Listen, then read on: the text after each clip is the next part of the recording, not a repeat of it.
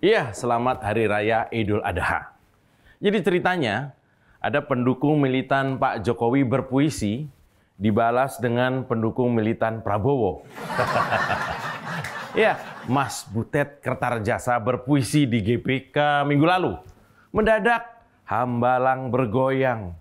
Mendadak kadrun-kadrun dan pendukungnya kelojotan. Ular beludak keluar dari sarang. Ya, apa sih isi puisinya? Nah, ini buat yang belum menyimak, tonton puisinya Mas Butet ini. Pepes ikan dengan sambal terong semakin nikmat, tambah daging empal. Orangnya diteropong KPK karena nyolong. Lah kok kowar-kowar mau dijegal. Jagoan Pak Jokowi, rambutnya putih. Gigih bekerja sampai jungkir balik. Hati seluruh rakyat Indonesia pasti akan sedih jika kelak ada presiden hobinya kok menculik. Ini yang terakhir. Cucu komodo mengkeret jadi kadal. Tak lesat digulai biarpun pakai santan. Kalau pemimpin modalnya cuma transaksional, dijamin bukan tauladan kelas negarawan.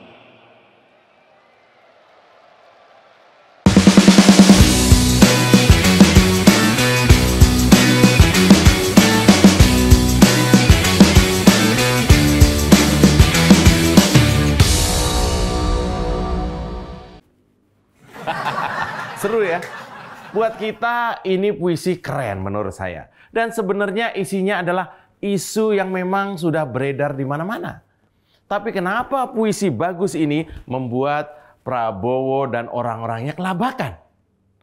Kenapa kalimat-kalimat berima yang saya meyakini dilontarkan oleh budayawan sahabat Pak Jokowi ini jadi terasa pedas bagi Prabowo dan orang-orangnya?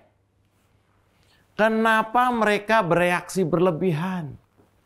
Padahal Fadlizon, kader Gerindra, pengurus Gerindra, orang dekat Prabowo, nyinyirnya overdosis kepada Pak Jokowi.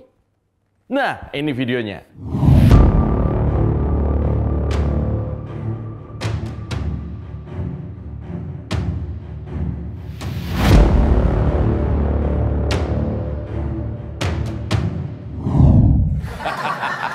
Yang sontoloyo siapa coba? Anda coba bandingkan dua puisi tadi. Puisinya Mas Butet dan puisinya Fadlizon. Kalau memang Anda pendukung Pak Jokowi sejati, akan aneh kalau tidak sakit hati mendengar omongannya yang disebut puisi oleh Fadlizon tadi. Sakit hatinya itu karena apa? Ya karena Fadlizon masih seperti itu sampai sekarang. Orang yang jadi tangan kanan Prabowo itu masih sangat nyinyir ke Presiden Jokowi. Dan saya meyakini tidak mungkin Prabowo tidak tahu ini. Lalu kenapa dibiarkan? Ini cuma masalah pasar. Pasar suara pendukung Fadlizon tidak boleh lepas dari Gerindra. Lalu siapa pendukung Fadlizon? Ya tentu saja bersama Ahmad Dhani sekaligus Noel mungkin dan sejenisnya, mereka adalah pujaan kelompok-kelompok yang selama 10 tahun ini membenci Pak Jokowi. Kelompok-kelompok yang terafiliasi dengan ormas-ormas radikal.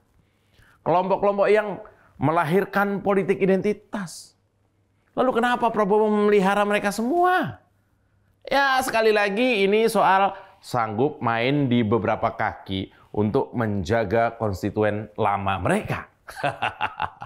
Ya, 2 kali pemilu Prabowo itu berhadapan dengan Pak Jokowi. Sejak 2014, 2019. Tentu saja cukup untuk melahirkan pendukung militan. Pendukung inilah yang kelojotan mendengar puisi dari Butet Kertarjasa. Puisi dari seorang pendukung setia Pak Jokowi yang peduli bahwa ke depan Indonesia tidak boleh dipimpin oleh figur yang menyisakan banyak masalah. Apalagi masalah kemanusiaan.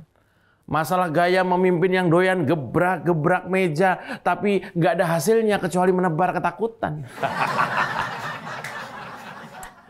Apa salahnya berpuisi sambil mengingatkan? Puisi-puisi seperti ini juga pernah dibuat oleh semua seniman di semua zaman. Dan semua menyuarakan soal kebenaran, soal menjaga Indonesia tidak kembali ke zaman kegelapan. Orde Baru. Ular beludak kelojotan. Cuma dengar puisi seorang seniman dan budayawan. Seniman yang turut andil besar merontokkan wibawa Orde Baru. Seniman yang turut serta mendowngrade kebengisan mertuanya Prabowo. Jangan-jangan ini penyebabnya ya. Jadi karena Butet Kertajasa adalah salah satu seniman yang aktivis dari masa Orde Baru. Yang sering membuat kuping keluarga Cendana seperti terbakar karena puisi-puisinya. Karya-karyanya. Saya kok curiga seperti itu ya. Prabowo dan kroninya bisa saja mewarisi kebiasaan Soeharto. Yang kalau dikritik seniman, senimannya hilang. Wah, jadi merinding saya ini ya. Pantesan seolah ada yang menggerakkan. Beberapa ular Orde Baru langsung belingsatan mendengar puisi seorang Butet Kertajasa. Prabowo tidak pernah mengoreksi atau minta maaf atas nyinyiran berbau fitnah dari orang yang jadi kaki tangannya, yaitu Fadlizon kepada Pak Jokowi. Lalu apa makna omongan Prabowo yang konon menganggap Pak Jokowi adalah gurunya? Bisa jadi itu adalah omong kosong atau jilatan-jilatan demi kekuasaan. Ini pertanyaan saya. Prabowo sengaja membuat Pak Jokowi dan keluarganya nyaman dengan berbagai manuver. Hanya demi memajang foto Prabowo dan Pak Jokowi di jalan-jalan. Prabowo nggak tahu, Pak Jokowi nggak suka dibuatkan baliho. Ya mungkin karena merasa elektabilitasnya sudah mentok Prabowo ini ya di angka 25-30%. Padahal popularitasnya itu sudah melambung, sudah mentok. Maka jalan satu-satunya untuk menaikkan elektabilitas adalah dengan mengaku yang paling dekat dengan Pak Jokowi. Biar relawan atau pecinta Pak Jokowi terkelabui. Padahal faktanya, seperti yang saya sampaikan tadi, bahwa sekali nyinyir ke Pak Jokowi, orang-orang dekat Prabowo ini ya akan nyinyir. Bahkan kalau perlu ngeledek Pak Jokowi sampai kapanpun mereka mau. Dan saya meyakini Pak Jokowi tidak sebodoh itu menerima perlakuan Fadlizon yang nyaris seperti juru bicara sisi gelapnya Prabowo itu. Ya, saya juga meyakini Pak Jokowi sangat paham apa yang sebenarnya terjadi dengan Prabowo dan perlakuan mereka keluarga Pak Jokowi. Bahkan hanya demi menaikkan elektabilitasnya saja, saya mendapat informasi ya. Putra Pak Jokowi yaitu Mas Gibran sudah 2 kali diminta untuk menjadi bakal cawapresnya Prabowo. Loh, sampai seperti itu. Kan secara usia juga belum sesuai dengan undang-undang. Oh, itulah kenapa ada kader-kader partai yang mencoba peruntungan dengan judicial review soal peraturan usia minimal seorang wapres. Dengan harapan kalau berhasil, maka undang-undang bisa disesuaikan dengan usia Gibran. Apa iya sudah sefrustasi itu? Pantesan Muhaimin nggak juga dideklarasikan secara resmi jadi bakal wapresnya Prabowo. Rupanya ada yang ditunggu ya. Lanjut terus Mas Butet dengan karya-karyamu. Bareng-bareng kita jaga, jangan sampai ada Orde Baru jilid kedua. Saya Mas Jopray, aman kan?